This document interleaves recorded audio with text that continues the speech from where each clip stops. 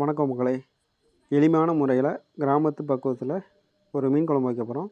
வாங்க பார்ப்போம்.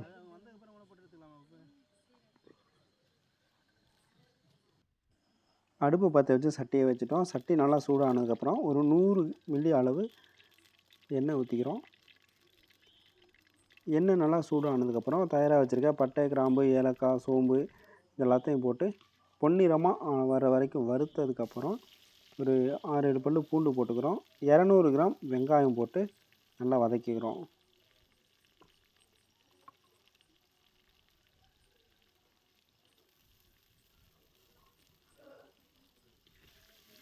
வெங்காயம் சின்ன வெங்காயம் தான் எடுத்துருக்கோம். இது குழம்புக்கு இன்னும் கொஞ்சம் கூடுதல் சுவையாக இருக்கும்.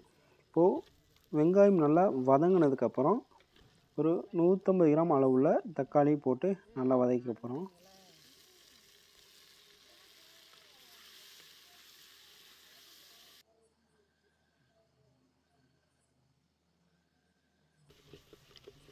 தக்காளி ஓரளவு நல்லா வதங்கினதுக்கப்புறம் மற்ற வச்சு நல்லா ஒரு கடன்னு கடைஞ்சி மைய வர அளவுக்கு கடைஞ்சிட்டோம்.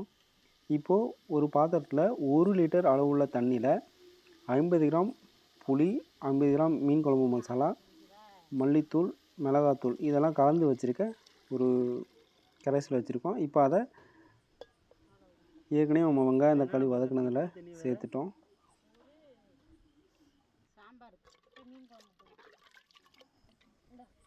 எல்லாத்தையும் சேர்த்து நல்லா கிண்டி விட்டதுக்கப்புறம் வீட்டில் அரைச்சி வச்சுருக்க குழம்பு மசாலா தூள் ஒரு 2 தேக்கரண்டி அளவு சேர்த்துக்கிறோம். அதுக்கப்புறம் தேவையான அளவு உப்பு சேர்த்து நல்லா கிண்டிக்கிறோம்.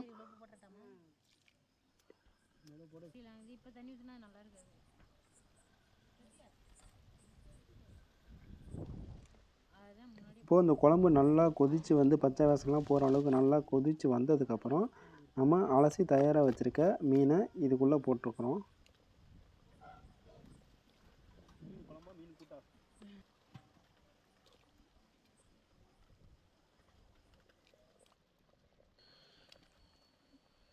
இப்போ நம்ம குழம்புக்கு வச்சுருந்த மீன் எல்லாத்தையும் உள்ளே முழுகிற அளவுக்கு உள்ளே போட்டாச்சு. நல்லா கொதிச்சிருக்க அந்த குழம்புலையும் சட்டியோட சூட்டுக்குமே மீன் வெந்துடும். மேற்கொண்டு நம்ம எரிக்க வேண்டிய தேவையில்லை. எல்லா மீனையும் உள்ளே முழுகிற அளவு போட்டுட்டு இப்போது ஒரு மூடியை வச்சு தனியாக அடுப்புலேருந்து பானையை இறக்கி வைக்க போகிறோம்.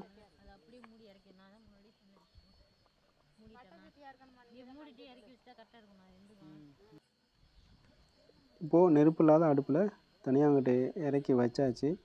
ஒரு 10 நிமிஷத்தில் மீன் அருமையாக வெந்து சாப்பிட்றதுக்கு ஒரு சுவையான இதமான ஒரு மீன் நமக்கு தயாராகிடுச்சு.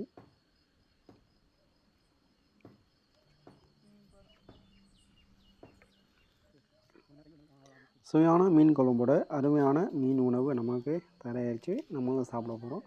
இது மாதிரி நீங்களும் சாப்பிடுங்க. நன்றி மக்களே.